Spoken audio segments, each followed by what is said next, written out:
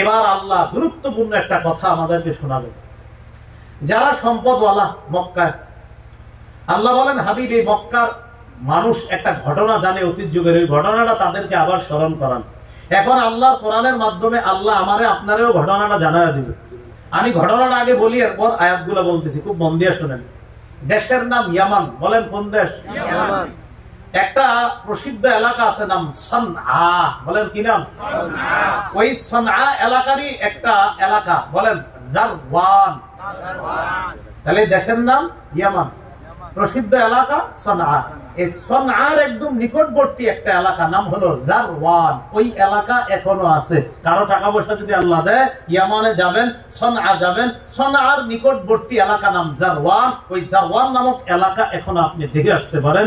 এই এলাকার কথা আল্লাহ এখন কোরআনে বলেন। কি হয়েছে ওই এলাকায়? জারওয়ান নামক এলাকায় একজন ধনী মানুষ ছিল, তার 5 জন সন্তান ছিল। কয়জন? 5 জন। এলাকার নাম কি? জারওয়ান। মাশাআল্লাহ, কি নাম? জারওয়ান। কোন এলাকার নিকটে এটা? সনআ। সনআ কোন দেশে? ইয়ামানে।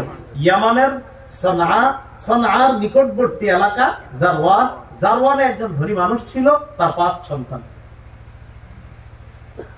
এই লোকটা কি করত? তার বিশাল বড় ফলের বাগান ছিল, ফল ফসল হইতো বাগানে। তিনি যেদিন ফসল কাটতেন, ফল কাটতেন, সেদিন গরিব অসহায় এতিমরা তার বাগানের আশেপাশে আসে। আসার পর তিনি কি করতেন? তিনি কিছু নিজের জন্য রাখতেন, গরিব অসহায় যারা তাদেরকে দান করে দিতেন, আবার আত্মীয় স্বজনদের মাঝে বিলায়া দিতেন। এইভাবে তিনি আনন্দ পাইতেন। সুবহানাল্লাহ। তিনি যখন মারা গেলেন, তার সন্তান কয়জন? 5 সন্তানের মধ্যে 4 সন্তান বলল, আব্বা বড় বোকা। নাউজুবিল্লাহ বলেন। নাউজুবিল্লাহ। কেন? আব্বা কি করে? যেদিন ফল কাটে, ফসল কাটে, সেদিন গরিব মানুষগুলো আসে, আসার পর আব্বা সবাই দিয়ে দেয়। আব্বার মতো বোকা আর কেউ আসে? শোনো, এবছর আমরা আমাদের ফলের বাগান যখন কাটবো, এই বাগানের ফল যেদিন কাটবো, সেদিন আমরা গরিব অসহায় কাউকে জানাবো না। রাতের আধার শেষ হওয়ার আগেই ফল কেটে নিয়ে আসবো, যেন দিনের আলো স্পষ্ট হওয়ার আগেই ফলগুলা কাটতে পারি। অসহায় গরিব দুঃখীরা যেন জানতে না পারে, আর তাদেরকে যেন দান করা লাগতে না পারে। কথাটা বুঝছেন? তাহলে আব্বা আগে দিত, বাস এখন আমরা আর দিব না। আমরা সকাল হওয়ার আগে আগে ফলগুলা কাইটা নিয়ে আসবো, গরিবরাও জানলো না, দেওয়া লাগলো না। 5 ভাইয়ের মধ্যে কয় ভাই কথা বলছে? এক ভাই বললো না, এটা ঠিক হবে না। আব্বা যেমন দান করতো, আমরাও দান করবো, এটাই ভালো হয়। কথায় আছে, ভালো যখন খারাপের সাথে থাকে, সেও এক সময় খারাপ হয়ে যায়। 4 ভাই বুঝাইতে বুঝাইতে বুঝাইতে বুঝাইতে এক পর্যায়ে হয়েছে, যে ভাইটা ভালো ছিল এটা কয়, আচ্ছা ঠিক আছে, তোমার সাথে আমিও একমত, তোমার সাথে আমিও একমত। এই জন্য দেখবেন 4-5 ভাইয়ের মধ্যে যদি 4টা সুদ খায়, ভালো যেটা থাকে ওটা চলা মুশকিল হয়ে যায়।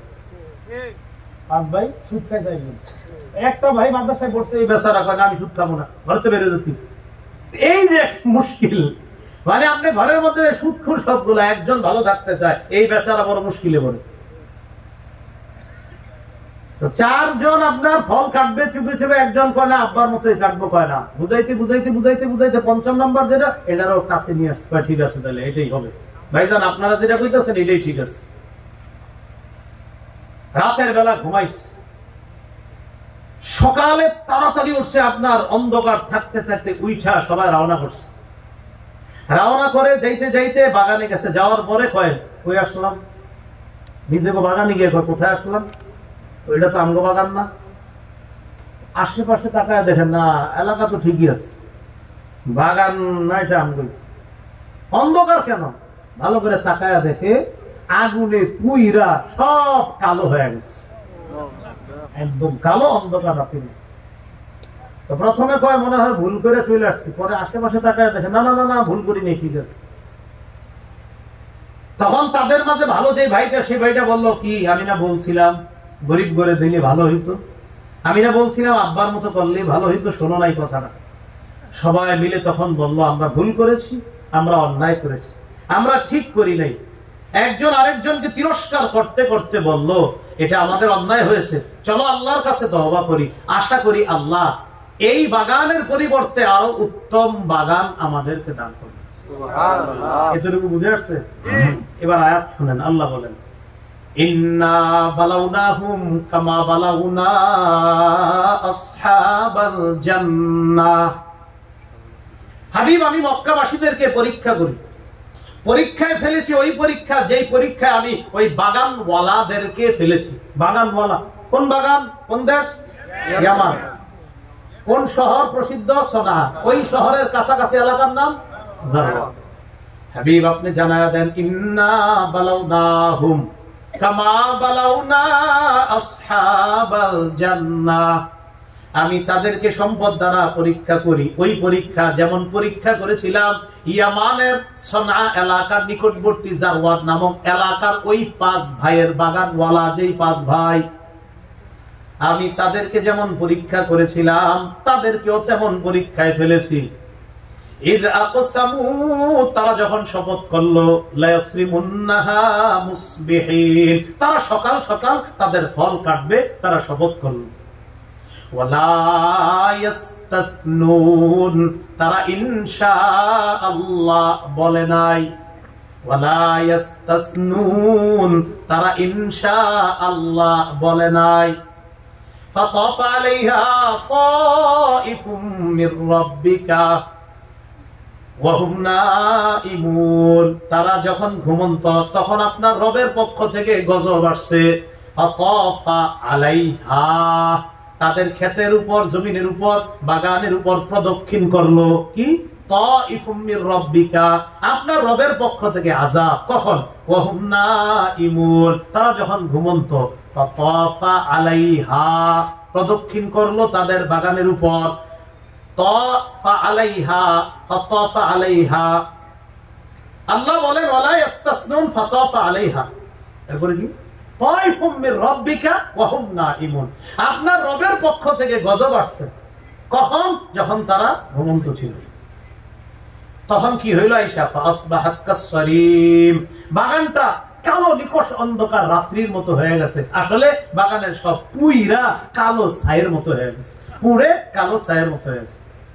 ফাসবাহাত কাসসারিম ফাতানাদাউ মুসবিহিন, আমার দিকে তাকান, আমার দিকে তাকাইলে বুঝবেন আয়াতটা। ফাতানাদাউ মুসবিহিন, সকালে একজন আরেকজনকে ডাকতেছে, ওঠ ওঠ ওঠ ওঠ, তাড়াতাড়ি তাড়াতাড়ি ওঠ। ফাতানাদাউ, ডাকাডাকি করতে লাগলো। মুসবিহিন, সকালে, এই ওঠ ওঠ, চল চল, বাগানে চল। ইতিমধ্যে কিন্তু সব কাহিনী হয়ে গেছে, তারা তো আর জানে না। তো আল্লাহ বলে আমি তো যা ঘটানোর ঘটাইছি।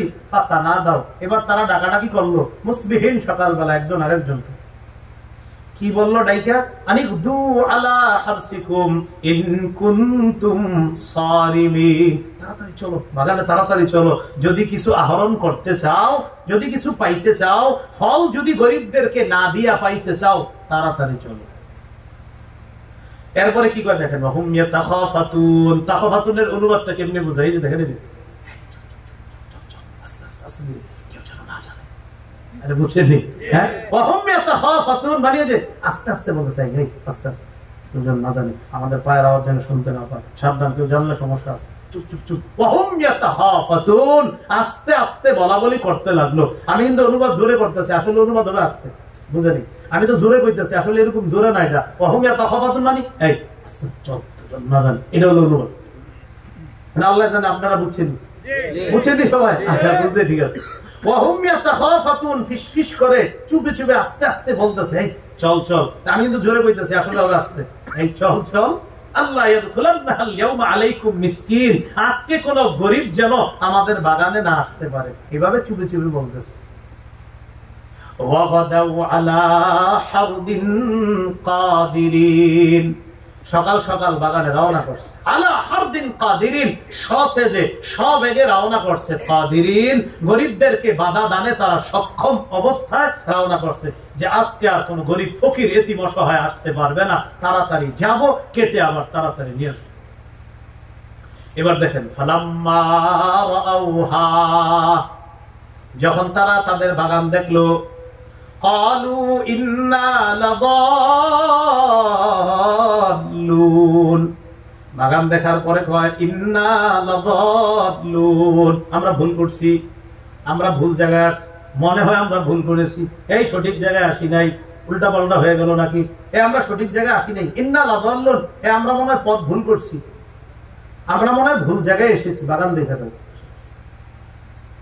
ভালো করে তাকায় দেখে, না না, বাল নাহনু মাহরুমুন, কিপটামি করার কারণে আমরা বঞ্চিত, কৃপণতা করার কারণে, গ্রাম্য ভাষা কিপটামি, কৃপণতা করার কারণে বাল নাহনু মাহরুমুন, আমরা বঞ্চিত, আমরা বঞ্চিত।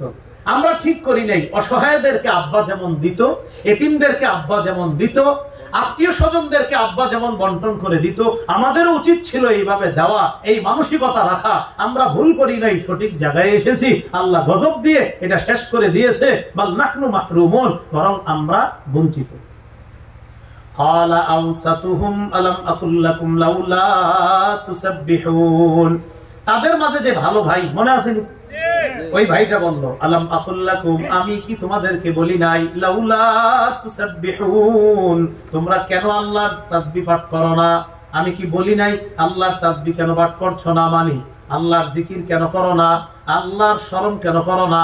আমি তো বলেছিলাম আল্লাহর স্মরণ কইরা এতিম অসহায়দেরকে দিয়ে আব্বার মতোই আমরা বাগানের ফল কাটবো, আমি কি বলি নাই তোমাদেরকে।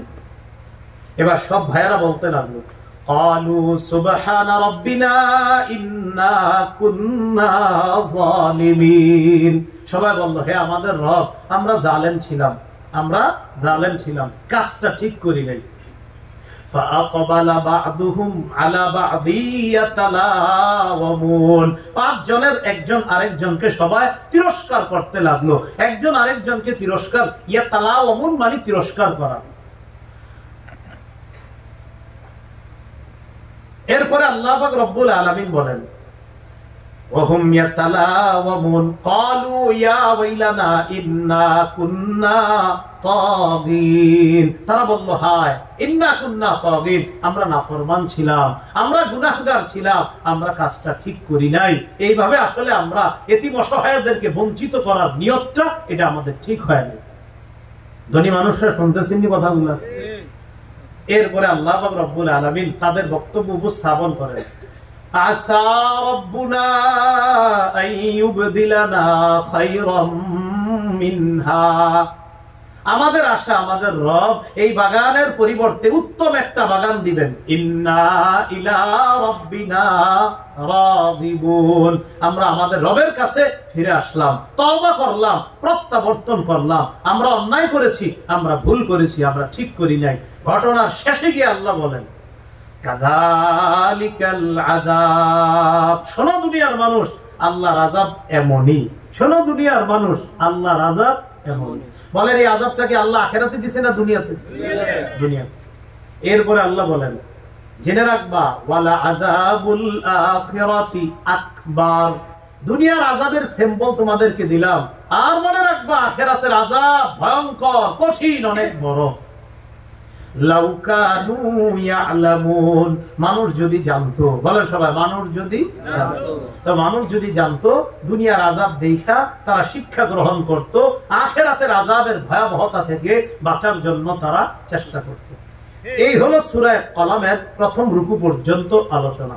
সূরা কলামের খুব মন দিয়ে শুনেন, নবীরে বলছে আপনি পাগল। সূরা হিজরের 6 নম্বর আয়াতে বলেছিল, কাফেররা বলে, ও মুহাম্মদ আপনি পাগল। আল্লাহ জবাব দিয়ে দিচ্ছেন সূরা কলামে, ওই কলমের শপথ, যে কলম সর্বপ্রথম আল্লাহ বানাইছে, সবকিছুর ভাগ্য আল্লাহ লেখছে।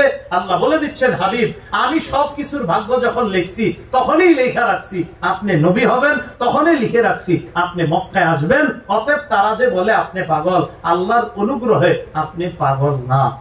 এরপরে 2 নাম্বার আল্লাহ বলে দিয়েছেন, হাবিব আপনার চরিত্র মহান চরিত্র।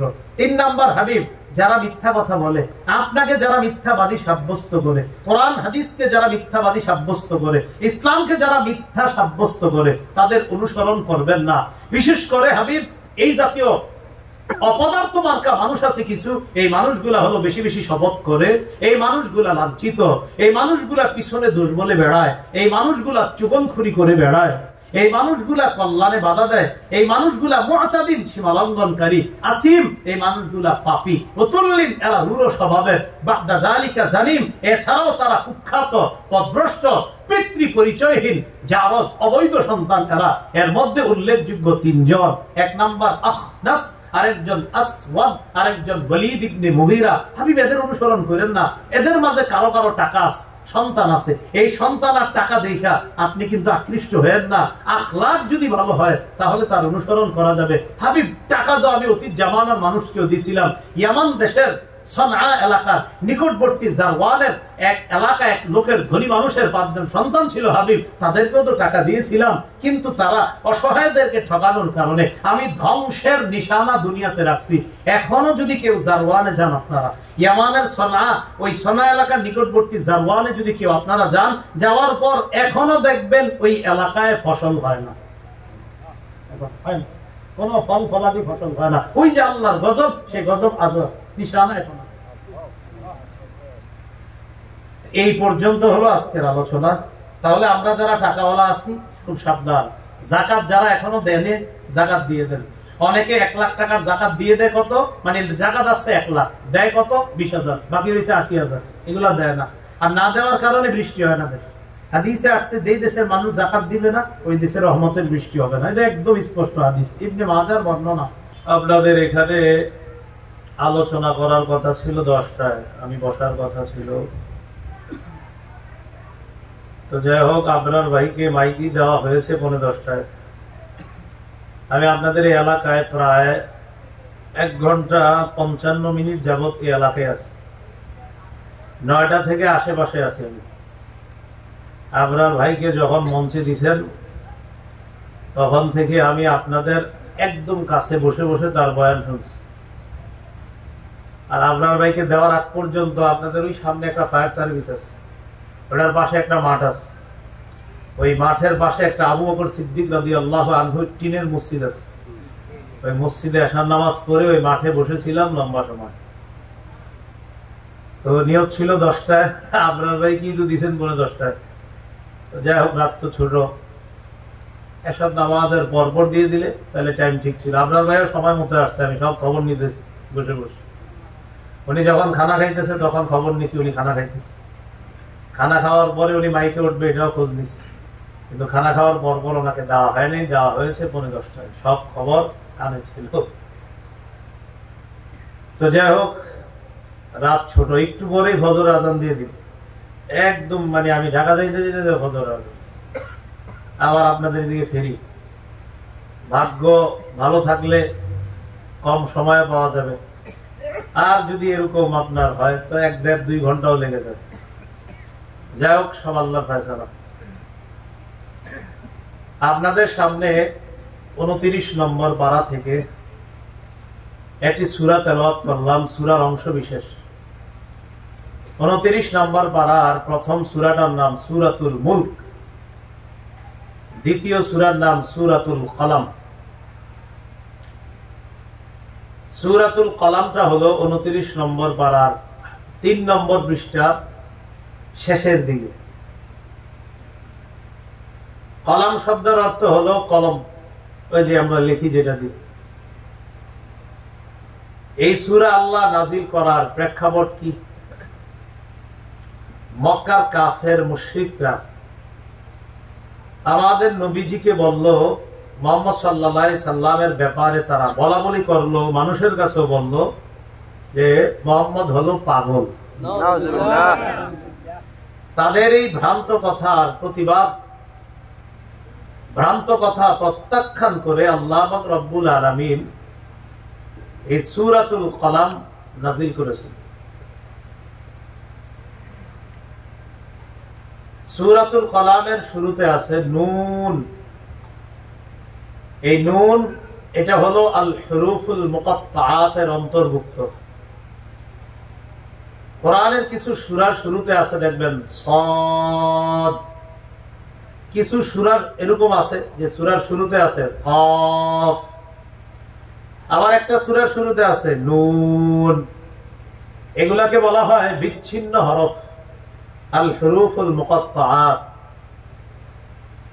এই নুন সদ, কফ, এগুলার অর্থ কি? সবাই আমার সাথে বলেন, আল্লাহ ভালো জানেন। তাহলে আপনারা বলেন তো, সূরা কলামের শুরুতে নুন, এটার অনুবাদ আমি কি করতে পারি বলেন তো? সূরা কফের শুরুতে আছে কফ, কি অর্থ হবে? 23 নম্বর পারা আছে সূরা সদ, শুরুতে আছে সদ, কি অর্থ? তাহলে সদ, এটার অর্থ আল্লাহ ভালো জানে। কফ, আল্লাহ ভালো জানে। নুন, অর্থ আল্লাহ ভালো জানে। বাস। এরপরে আল্লাহ বলেন ওয়াল কলম, কলমের শপথ। ও নবী, কলমের শপথ। ওয়ামা ইয়াসতুরুন, এবং ফেরেশতারা কলম দিয়ে যা লেখে তার শপথ। এখানে কলম দ্বারা কি উদ্দেশ্য? মুফাসসিরিনে কেরামের দুটি মত। একদল তাফসীর কারক বলেন, আয়াতে কলম দ্বারা উদ্দেশ্য হলো ওই কলম যেই কলম দিয়ে আল্লাহ পাক রব্বুল আলামিন কিয়ামত পর্যন্ত সব কিছুর ভাগ্য লিপিবদ্ধ করিয়েছেন, এটা হলো সেই কলম। কলম।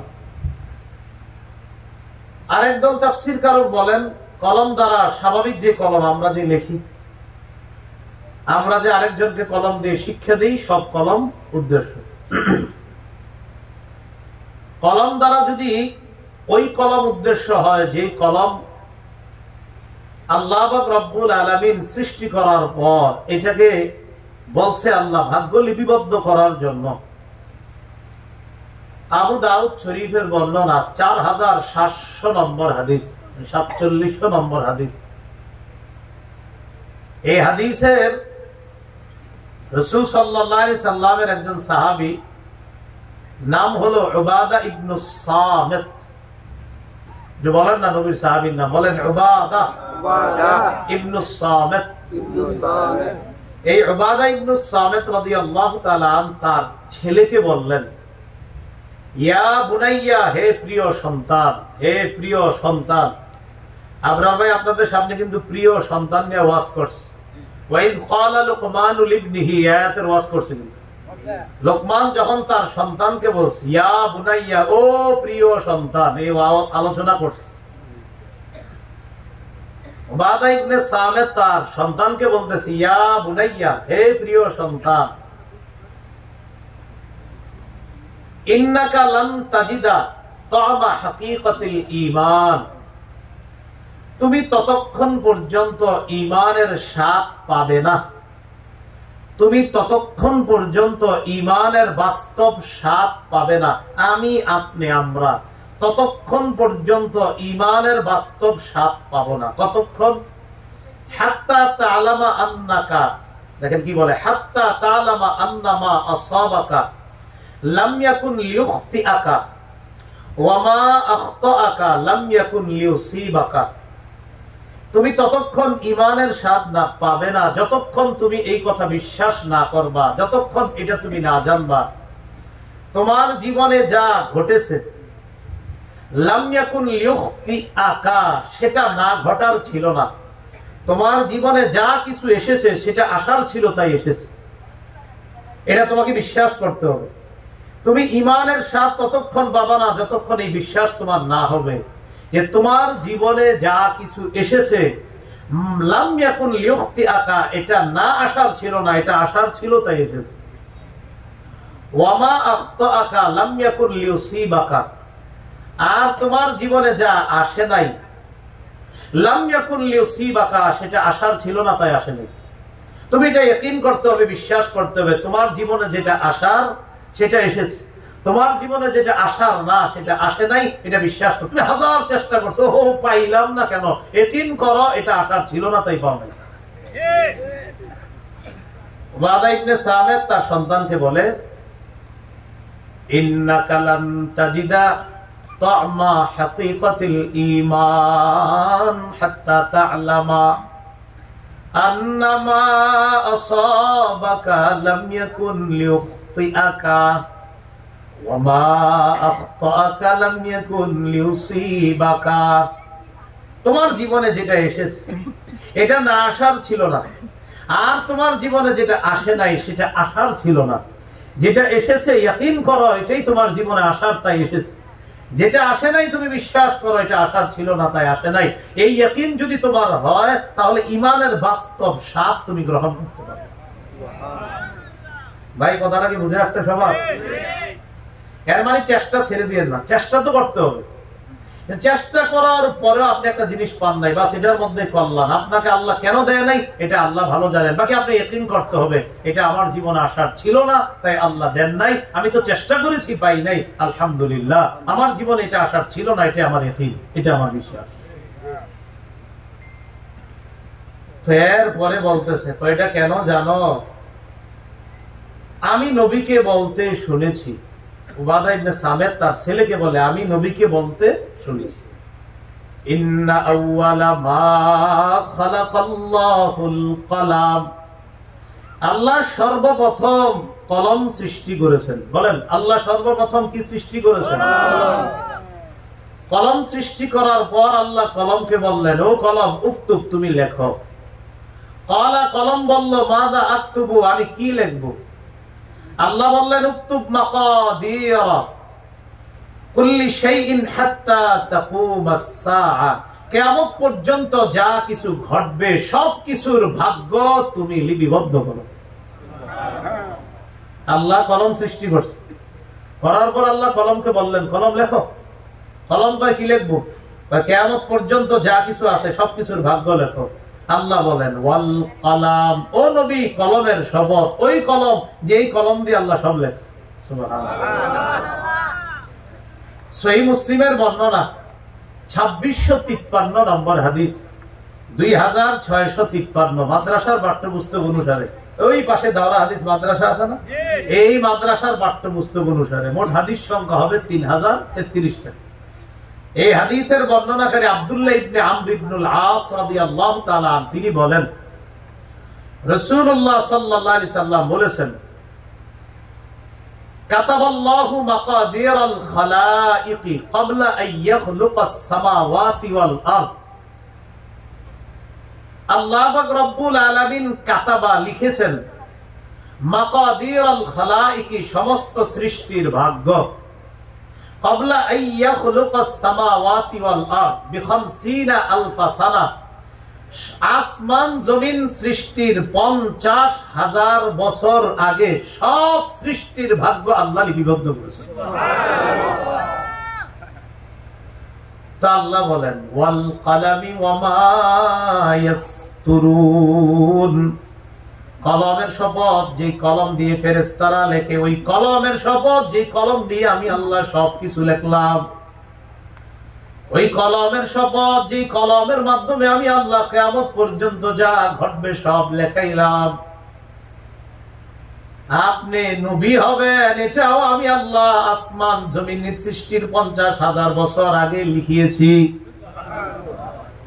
আপনাকে মক্কায় পাঠাবো এটাও আমি আল্লাহ লিখিয়েছি। ওই কলমের শপথ করে বললাম মা আনতা বিনিআমাতি রাব্বিকা বিমাজনুন, ওই কলমের শপথ করে বললাম যে কলম সৃষ্টির পর আমি আল্লাহ বললাম কলম তুমি সব লেখো, কিয়ামত পর্যন্ত যা ঘটবে কলম লিখলো। মুসলিমের বর্ণনায় আসমান জমিন সৃষ্টির 50,000 বছর আগে সৃষ্টির সব আল্লাহ লিখেছেন। হাবিব আপনি যে নবী হবেন এটাও আসমান জমিন সৃষ্টির 50,000 বছর আগে লেখা। আপনাকে মক্কায় পাঠাবো এটাও লেখা। ওই কলমের শপথ করে বললাম আল্লাহর অনুগ্রহে আপনি নবী, পাগল না, আপনি পাগল না। তারা আপনারে কি বলে? আমি কলমের শপথ করে বলছি। কোন কলম? যে কলম দিয়ে আমি সব লিখছি। কোন কলম? আসমান জমিন সৃষ্টির 50,000 বছর আগে আমি লিখছি আপনি নবী হবেন, আপনাকে মক্কায় পাঠাবো, আমি ওই কলমের শপথ করে বলছি আপনি পাগল না। এবার বুঝছেন আপনারা?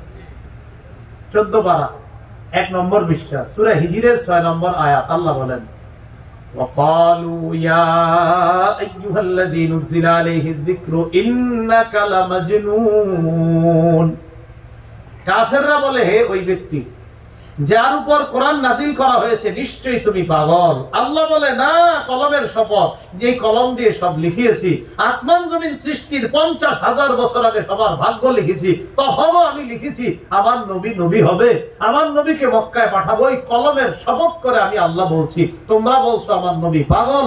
ও নবী, আপনি হতাশ হবেন না, আমি আল্লাহ বলছি, আল্লাহর অনুগ্রহে আপনি পাগল না। এটাই হলো আল কালামি ওয়া ইয়াসতুরুন মা আনতা বিনি'মাতি রাব্বিকা বিমাজনুন। এরপরে আল্লাহ বলেন ওয়া ইন্না লাকা লাআজরান গায়রা মামনুন। হাবিব আপনার এটা সেটা বলে তারা, আপনার পুরস্কার নিশ্চয় আপনার জন্য রয়েছে আজরা, পুরস্কার। কেমন? গায়রা মাফতুন, গায়রা মামনুন, আই গায়রা মাকতু, এমন পুরস্কার যে পুরস্কার অফুরন্ত, কখনো বিচ্ছিন্ন হবে না, কখনো শেষ হবে না, কখনো ফুরাবে না। এমন পুরস্কার আমি আল্লাহ আপনার জন্য রেখে দিচ্ছি, ফুরাবে না, কখনো ফুরাবে না, চলতে থাকবে। এরপর আল্লাহ বলেন ওয়া ইন্নাকা লাআলা খুলুকিন আযীম, নিশ্চয় আপনি মহান চরিত্রের উপর অধিষ্ঠিত আছেন, আপনার চরিত্র মহান। দুনিয়ার কোন মানুষ যদি আমার নবীর চরিত্রের ব্যাপারে নাও বলে, আমার নবীর চরিত্রের প্রশংসা যদি নাও করে, কোনো সমস্যা নাই। আসমান জমিনের সৃষ্টিকর্তা আল্লাহ বলে দিয়েছেন, আমি আল্লাহ ঘোষণা করলাম আপনি মহান চরিত্রের অধিকারী।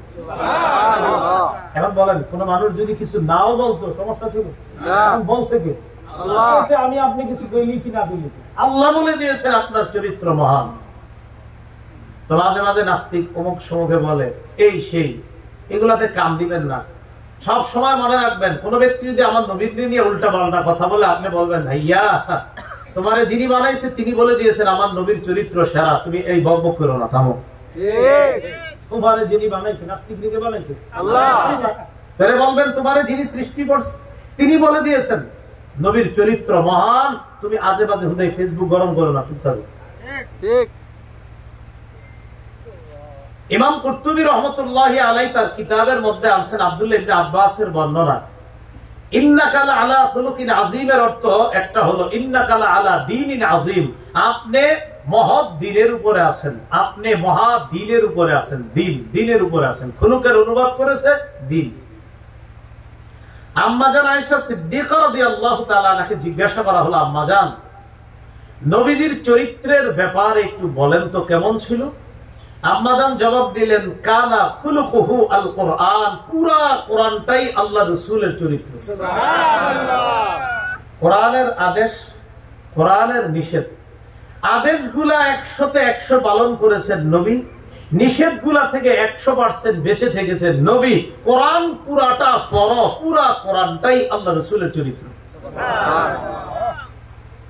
সহিহ বুখারীর বর্ণনা 6038 নম্বর হাদিস। ইমাম বুখারী রাহমাতুল্লাহি আলাইহি তার উস্তাদের নাম মুসা ইবনু ইসমাঈল। এই উস্তাদ মুসা থেকে তিনি বর্ণনা করেন, ইমাম বুখারীর উস্তাদ মুসা যিনি, তার উস্তাদের নাম সাল্লাম ইবনু মিসকিন।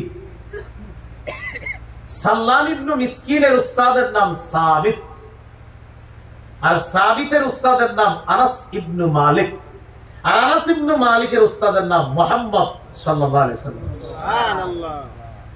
এই আনাস রাদিয়াল্লাহু তাআলা আনহু বলেন, মন দিয়ে শুনেন কি বলে, খাদামতুন নবিয়্য সাল্লাল্লাহু আলাইহি ওয়াসাল্লাম 10 সিনিন।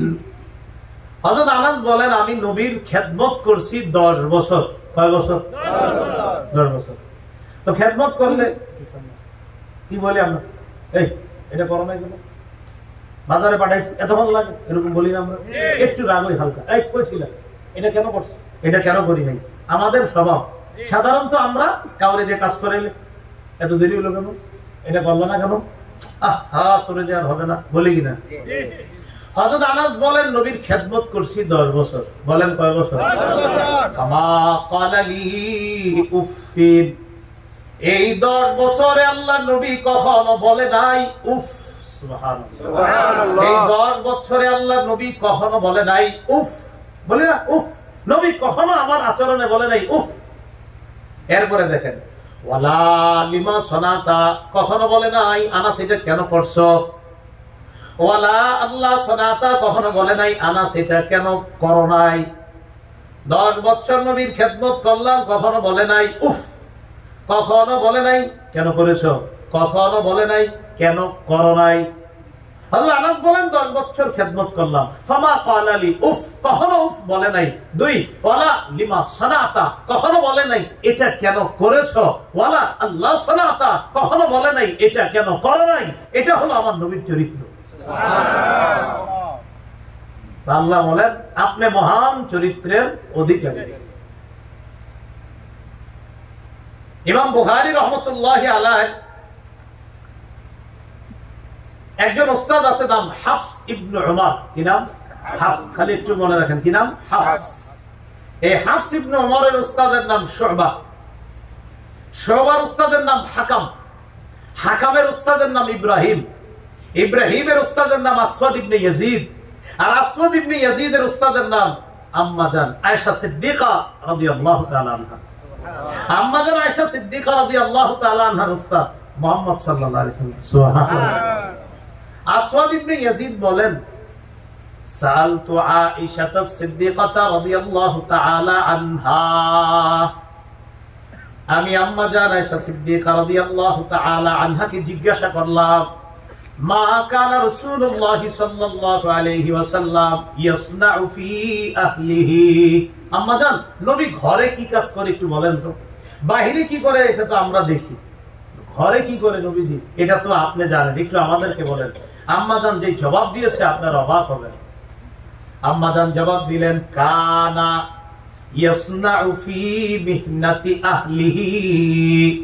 আল্লাহর নবী ঘরে আমরা যে কাজ কর্ম করতাম, ঘরের যে কাজগুলো আছে, নবী নিজে ওই কাজগুলাতে নিজে শরীক হয়ে নিজের ঘাম ঝরিয়ে ওই কাজে রাসূল অংশগ্রহণ করতেন। সুবহানাল্লাহ।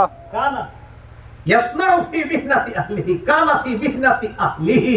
তাই নবী তার ঘরের মধ্যে ফি মিহনাতি আহলিহি, এই মিহনাতুনের এটা হলো বুখারীর মূল অনুবাদ, বুখারীর মূল মতন, মানে বুখারীতে আছে মিহনা, এই মিহনাত টিকায় লেখছে বুখারীতে ফি খিদমাতি আহলিহি, পরিবারের কাজ কর্মে আল্লাহ নবী নিজের শরীরে অংশগ্রহণ করতেন।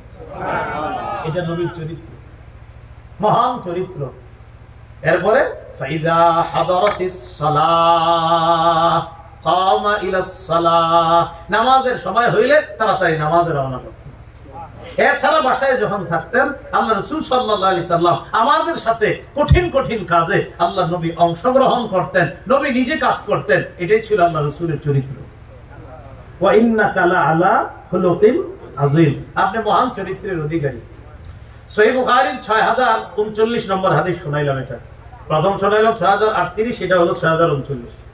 সহিহ বুখারীর 6046 নম্বর হাদিস। এই হাদিসে ইমাম বুখারীর উস্তাদের নাম মুহাম্মদ। কি নাম বলেন তো? পুরো নামটা হলো মুহাম্মদ ইবনে সিনান। মুহাম্মদ ইবনে সিনান, পুরো উস্তাদের নাম মুহাম্মদ ইবনে সিনান। এটা হলো ইমাম বুখারীর উস্তাদ। এই মুহাম্মদ ইবনে সিনানের উস্তাদের নাম ফুলাইহ ইবনে সুলাইমান। ফুলাইহ ইবনে সুলাইমান। এই ফুলাইহ ইবনে সুলাইমানের উস্তাদের নাম হিলাল ইবনে আলী। হিলাল ইবনে আলীর উস্তাদের নাম আনাস। হযরত আনাসের উস্তাদের নাম মুহাম্মদ সাল্লাল্লাহু আলাইহি ওয়াসাল্লাম। হযরত আনাস রাদিয়াল্লাহু তাআলা আনহু বলেন লাম ইয়াকুন রাসূলুল্লাহ সাল্লাল্লাহু আলাইহি ওয়াসাল্লাম ফাহিশা, আল্লাহ নবী অশ্লীল ভাষী ছিলেন না, কখনো অশ্লীল কথা বলতেন না। ওয়ালা লাআনা, আল্লাহ নবী কখনো অভিশাপ দিতেন না। ওয়ালা সাব্বাবা, কখনো গালি দিতেন না। ওয়াকানা ইয়াকুনু ইনদাল মা'তিবাতি বা ইনদাল মাহকামা, কখনো কাউকে তিরস্কার করতে হইলে, শাসন করতে হইলে এতটুকু বলতেন তারিবা জাবিনুহু, তার কপাল ধুলি মলিন হোক। তিরস্কার করতে গেলে, শাসন করতে গেলে বলতেন তার কপাল ধুলি মলিন হোক, বাস এতটুকু নবীজি বলতেন। কখনো গালি দিতেন না, কখনো অভিশাপ দিতেন না, কখনো অশ্লীল কথা বলতেন না। এটা ছিল আল্লাহ রাসূলের চরিত্র। আল্লাহ সার্টিফিকেট দিয়ে দিলেন, আমি আল্লাহ বলে দিলাম আপনি মহান চরিত্রের উপর অধিষ্ঠিত আছেন। সুবহানাল্লাহ। এবার আল্লাহ বলেন ফাসাতুবসিরু ওয়া ইউবসিরুন। নবী অচিরে আপনি দেখবেন, তারাও দেখবে। বিআইয়িকুমুল মাফতুন, তোমাদের মাঝে কার মাঝে পাগলামি আছে অচিরে আপনিও দেখবেন, তারাও দেখবে। তারা আপনাকে বলে আপনি নাকি পাগল, আপনি অচিরে দেখবেন, তারাও চিরে দেখবে কার মধ্যে পাগলামি আছে। কার মধ্যে? নবী, আমার নবী আপনারা যারা পাগল বলে এগুলোর মধ্যে পাগলামি, আপনার মাঝে পাগলামি নেই। সুবহানাল্লাহ। অচিরে আপনি দেখবেন, তারাও দেখবে পাগলামি কার মাঝে আছে। ইন্না রাব্বাকা হুয়া আ'লামু বিমান দাল্লা আন সাবিলি, নিশ্চয় আপনার রব অধিক অবগত এই ব্যক্তির ব্যাপারে যে তার পথ থেকে সরে গেছে, বিচ্যুত হয়ে গেছে। ওয়া হুয়া আ'লামু বিল মুহতাদিন, হেদায়েত প্রাপ্ত কারা তাদের ব্যাপারে সবচেয়ে বেশি অবগত কে? আল্লাহ। এবার আল্লাহ বলেন, ফালা তুতি'ল মুকাদ্দিবিন, মিথ্যাবাদী যারা মিথ্যা সাব্যস্ত করে আপনাকে, যারা কোরআনকে মিথ্যা বলে, যারা ইসলামকে মিথ্যা বলে, আপনি তাদের অনুসরণ করবেন না। ওয়াদ্দু লাউ তুদহিনু ফায়ুদহিনুন, তারা আপনার সাথে আপোষ করতে চায়, তারা কামনা করে যদি আপনি আপোষকামী হতেন তারাও আপোষকামী হতো। এটা একটু বুঝেন, কাফেররা কামনা করে যদি আপনি আপোষকামী হতেন তারাও আপোষকামী হতো। যদি আপনি একটু নমনীয় হতেন তারাও আপনার প্রতি নমনীয় আচরণ প্রদর্শন করত। এটা কেন? কাফেররা একবার নবীজির কাছে আসছে, আয়েশা বলে, মুহাম্মদ তুমি আমাদের বাপ দাদাদের ধর্ম নিয়ে কিছু বলবা না, তুমি আমাদের দেব দেবীগুলা নিয়ে কিছু বলবা না, তুমি তোমার দাওয়াতের কাজ চালাও, শুধু একটু আমাদের বাপ দাদা থেকে নিয়ে কিছু বলবা না, আর আমরা যে দেব দেবীর পূজা করি এগুলা নিয়ে তুমি কিছু বলবা না। তাহলে কি হবে? তাহলে আমরা আর তোমাকে বাধা দিব না, আর তুমিও আমার সাথে কোনো ঝামেলা করলা না। তুমি একটু আমাদের প্রতি নমনীয় হও, আমরাও তোমার প্রতি নমনীয় হব। আল্লাহ বলে দিলেন, হাবিব, ওয়াদ্দু, তারা কামনা করে, লাউ তুদহিনু, যদি আপনি নমনীয় হন, ফায়ুদহিনুন, তারাও আপনার প্রতি নমনীয় হবে। কিসের নমনীয়? শিরকের ব্যাপারে নমনীয় হওয়ার কোনো সুযোগ নেই। নবীরে বলতেছে নমনীয় হন, আপোষকামী হন। এরপরে আল্লাহ বলেন, ওয়ালা তুতি' কুল্লা হাল্লাফিম মাহিন, আপনি অনুসরণ করবেন না প্রত্যেক ওই ব্যক্তির যে বেশি শপথ করে। হাল্লাফ, বেশি শপথ করে, মাহিন, যে লাঞ্ছিত। হাম্মাজিম মাশাইম বিনামিম, হাম্মাজ, যে পিছনে দোষ বলে বেড়ায়, আপনি তার অনুসরণ করবেন না। মাশাইম বিনামিম, যে চুগলখুরি করে বেড়ায়, একজনের কথা আরেকজনের কাছে বলে বেড়ায়, আপনি তার অনুসরণ করবেন না। মান্নাইল লিল খাইর, যে কল্যাণে অধিক বাধা দেয়। এই জায়গার উদ্দেশ্য, যার সম্পদ থাকার পরেও দান করে না, এই কল্যাণে যে বাধা দেয় তার অনুসরণ করবেন না। মুতাদিন, যে সীমা লঙ্ঘনকারী, তার অনুসরণ করবেন না। আসিম, যে পাপী, তার অনুসরণ করবেন না। উতুল্লিন, যে রূঢ় স্বভাবের অধিকারী। বা'দা যালিকা জালিম, এছাড়াও সে বাসফাট, জন্ম পরিচয়হীন, কুখ্যাত। এগুলা কার ব্যাপারে বলতেছে আল্লাহ? যারাই বেশি শপথ করে, যারা দোষ বলে বেড়ায়, কাফেরদের মধ্যে যাদের এই স্বভাব, নবী আপনি তাদের কথা শুনবেন না। এখানে উল্লেখযোগ্য তিনজনের নাম, বলেন কয়জন? বলেন আমার সাথে। 1 নম্বর আখনাস, আসওয়াদ, ওয়ালিদ। আখনাস, আসওয়াদ, ওয়ালিদ, এই তিনজন, এগুলা সামনাসামনি একরকম, খালি পিছনে দোষ বলে বেড়াইতো। আর এগুলার মধ্যে ওয়ালিদ, যে এই ওয়ালিদের টাকা পয়সা অনেক ছিল, তার সন্তানও ছিল, টাকা পয়সাও ছিল, আর সে ছিল আপনার পিতৃ পরিচয়হীন। তো তার পুরো নাম ওয়ালিদ ইবনে মুগীরা। দেখি আপনারা একটু বলেন, ওয়ালিদ ইবনে মুগীরা অর্থ হলো মুগীরার সন্তান ওয়ালিদ। পিতৃ পরিচয় না থাকলে আবার মুগীরার সন্তান ওয়ালিদ হয়ে কেমনে? ভালো করে শুনেন, তার নাম হলো ওয়ালিদ ইবনে মুগীরা। তো আমি মাত্র বললাম তার পিতৃ পরিচয় নাই, তার জন্ম পরিচয় জানা যায় না, মানে জারস, অবৈধ। তো অবৈধ হলে ওয়ালিদ ইবনে মুগীরা কেমনে হয়? মুগীরার ছেলে ওয়ালিদ।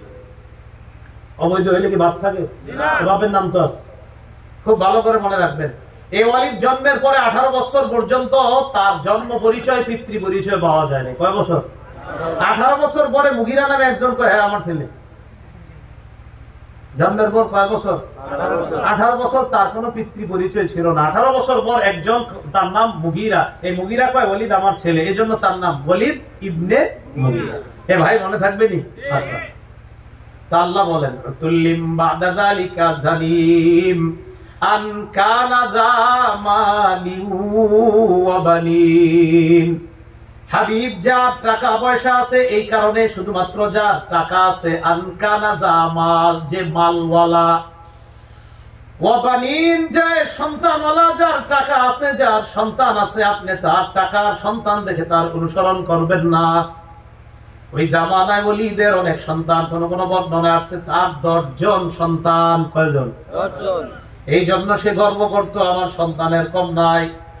আবার ওলিদের এত সম্পদ, মক্কার একটা এলাকায় চোখ দিয়ে তাকাইলে চোখ যত দূর যায় তত দূর পর্যন্ত ওলিদের সম্পদ। কোন কোন তাফসীর কারক লেখছেন, সে যেদিন খারাপ অবস্থায় থাকতো, মানে যেদিন তার টাকা পয়সা কম, সেদিন তার কাছে সর্বনিম্ন 100 দিনার স্বর্ণ মুদ্রা থাকতো। মানে এটা হলো তার টাকা পয়সা কম। 100 দিনার স্বর্ণ কোটিপতি। এই 100 দিনার স্বর্ণ মানে হের হালাত খারাপ, এত টাকা পয়সা। আল্লাহ বলতেছে হাবিব আন কানা জামাল, এই কারণে শুধু কোন মানুষের অনুসরণ করবেন না, তার অনেক টাকা। আন কানা জামাল, সে সম্পদ ওয়ালা, ওয়া বানিন, সন্তান ওয়ালা। আয়াতের ব্যাখ্যায় মুফাসসিরিন কেরাম বলেন, সম্পদ আর সন্তান দেখে কারো অনুসরণ করা যাবে না, বরং সন্তান আর সম্পদ থাকার পর তার যদি আখলাক সুন্দর হয় তার অনুসরণ করা যাবে। শুধু সম্পদ আছে, সন্তান আছে, টাকাওয়ালা, তার অনুসরণ করা যাবে না। হ্যাঁ, তার টাকা আছে, সন্তান আছে, আখলাক ভালো, তার অনুসরণ করা যাবে। ইযা তুতলা আলাইহি আয়াতুনা, এই সম্পদওয়ালা আর সন্তানওয়ালার সামনে আমার আয়াত যখন তেলাওয়াত করা হয় তখন সে বলে ক্বালা আসাতিরুল আউয়ালিন, ধুর, এগুলা পূর্ববর্তীদের মিথ্যা গল্প কাহিনী। বলেন নাউযুবিল্লাহ। নবীজি গিয়ে বলতেন, কোরআনের আয়াত বলতো, আর ধুর, আসাতিরুল আউয়ালিন, এগুলা পূর্ববর্তীদের অলিক কল্প কাহিনী। আল্লাহ বলেন হাবিব জানায়া দেন, সানাসিমুহু আলাল খুরতুম, অচিরে আমি তার নাকে আগ দিব। তার নাকে আগ দিব। খুরতুম অর্থ হলো সুর, হাতির সুর। খুরতুম মানে হাতির সুর, সুর। আল্লাহ বলেন এই ব্যক্তির নাকটাকে বলছে সুরের মতো, তাচ্ছিল্য করে। তো নাক কেমন? সুরের মতো, হাতির সুর। তো যেই ব্যক্তি আপনার এরকম টাকা আছে, সম্পদ আছে, কিন্তু কোরআন তার সামনে বলা হলে, আল্লাহর বাণীগুলো তার সামনে বলা হলে সে বলে এগুলা মিথ্যা কল্প কাহিনী। আল্লাহ বলেন হাবিব বলে দেন, সানাসিমুহু, আমি দাগ দিমু, সানাসিমুহু, অচিরে তাকে দাগ দিমু, আলাল খুরতুম, তার সুরের মধ্যে। সুর মানে এখানে নাক। তো আল্লাহ তারে তাচ্ছিল্য করে বলল কিয়ামতের ময়দানে হাতির সুর যেমন, তো আল্লাহ বলতেছে জায়গায় ওর নাকে খত দিমু, মানে ওর সুরটাতে আমি খত দিমু। এটা তাচ্ছিল্য করে বলল যে ওর নাক আবার কেমন নাক, যে নাক থাকার পরেও সঠিক জিনিসের গ্রাম নিতে পারে না, এটা তো নাক না, এটা সুর। আমি তার সুরে খত দিব, ডাক দিব কিয়ামতের মাঠে। তাহলে সুর দ্বারা কি উদ্দেশ্য? নাক। বলেন কি উদ্দেশ্য? নাক। আল্লাহ আমাদের সকলকে যে কথাগুলো শুনলাম বললাম আমরা যেন আমল করতে পারি, আল্লাহ তৌফিক দান করেন। আর গরমকালের জন্য একটু আগে আগে বয়ান আমাদেরকে দেওয়া যায়, আল্লাহ তৌফিক দান করেন। এই কথাগুলো আমরা মনে রাখবো। বাজে কয়টা? প্রায় 12টার কাছাকাছি।